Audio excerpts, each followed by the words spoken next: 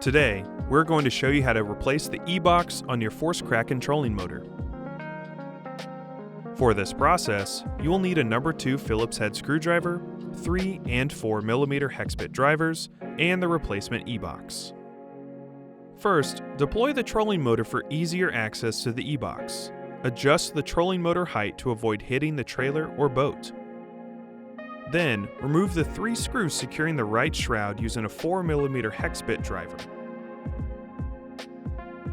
Remove the right shroud. Now, disconnect the data cable connected to the Ebox.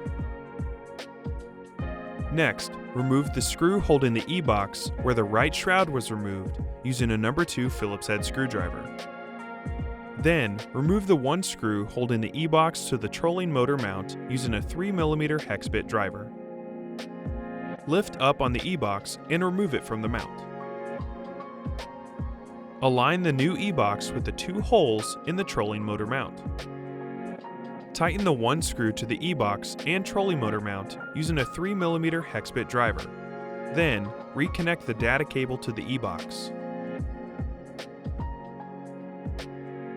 Then, tighten the 1 screw on the right side of the mount to the Ebox using a number 2 Phillips head screwdriver.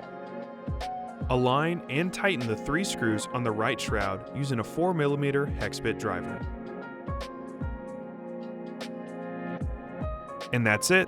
Thanks for watching. For more help, please visit marinesupport.garmin.com.